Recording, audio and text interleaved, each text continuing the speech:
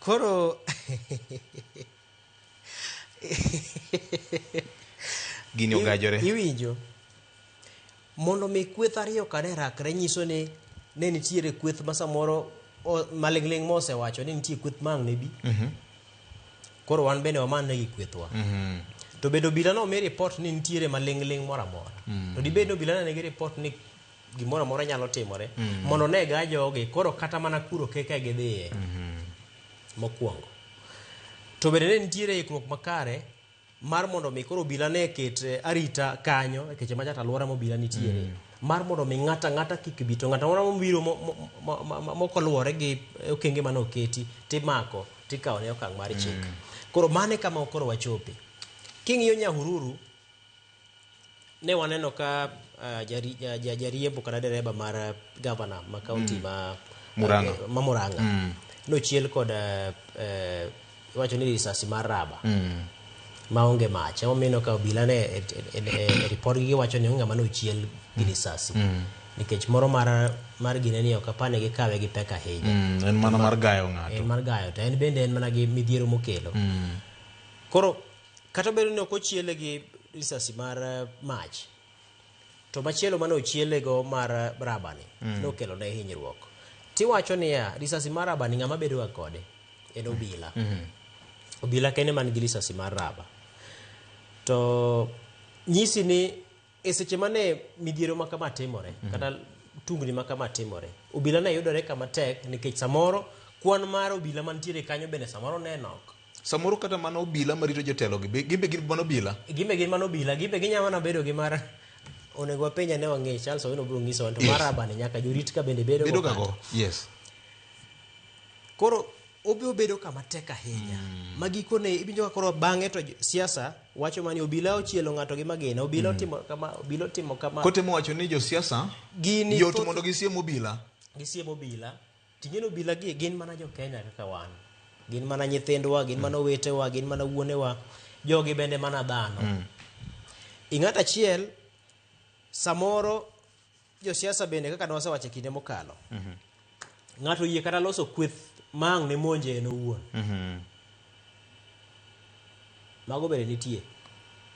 Samoro gimonjore gin giwegi nikech king'iyo kata ma wach ma Nyahururu cha en gore ariyo. Nitie kweth ma wacho ni kaka Rigathi Gachagua chiwo siem ewi wach mar Linda Mwananchi kik dhi. Nitie kweth ma wacho ni jomoko ma bende tudore gi kweth mar Kenya Kwanza ma samoro bende ni oloso chenro ma kamano. Jomoko bende ng'iye ni samoro en jogo gin giwegi mane gidwa ni mondo mi giyude uma moro. Koro weche okikore ahinya nikech koro wasechopo kama koro adhola moro mane nitiere chon cha koro osenya ma koro kata ipore chumbi to pod olungi alunga. Wan kama tek Kenya jakom wan kama tek. Ting mawinjo Fred nosewache cha. Yes. Ting nitiere kod jogo maloso chike. To jogo maloso chike gin jotelo gi ma chike miloso od bura giloso gi jo od bura. To gin e jo siasa malao siasa maka gi kacha gi. To chike gin ma giloso gi to gin mok gidwa rito gi. Japiny madwa ni mondo mi rit chik mondo chik otiye maber bende yudore kama koro oyawne dhoot mar ketho chik nono. Emomiyo sani ineno ka jo siasa ywak nikech ne giseyawo dhoot mar ketho chik nono. Kech joma owinjore bed ni geng'o mondo mi kik oganda keth chik bende matemo gimiwacho ni encouragement gi encourage mondo mi oganda omed ketho chik. Nikech nyalo paro kane waywak kani ang'o momiyo imako ji no ketho chik sa ng'anyo kata sa romo mag siasa gi to ja siasa ringo chopo kacha motelo to golo gi duto gi teko samoro ma en go ma nyalo dhier no golo kanyo. Gine ma ginyayo wang' teko. Di kata katimo gini mago joge richo ni kata katime manuoe kaka Fred ne wache cha to abro time to bro maka to wuon sima duong' cha biro go simo tiwe athuolo chalre to romre tiwe athuolo. Tinyalo wacho gimo wacho ni gigi kokonya to biro bedo adhola kendo chako hinyowa. Nchiwinjo report mancha ne ochiw kod okinde mag jagoro ma migao mar rawere Green Jacobs. Okinde mag Madansan Omari to kachiel kod Clifford Obeta. Ncha gichiwo report mar gima notimore e midhiero manokelo tho mar wuod Kabondo Cecil Ouma. Kendo winjo ka ukil wacho maber ni Cecil gi kweth mare noriyore kendo mod chwo donjo e nyamburko momako sad jagoro machiegni gi jatelo mar migawo mirito gi magina.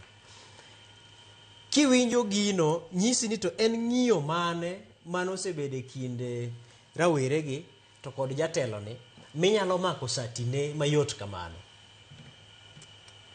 Mano nitiere ng'iyo moro ma samoro untiere godo okadho telo maricha ma ng'ato nyalo biro to donjo e nyamburko mari to omako ng'ut sadi no odwaro pesa mimiye chatin kaponi mane adieri mar wach kaluwore kod gima no kinde wacho.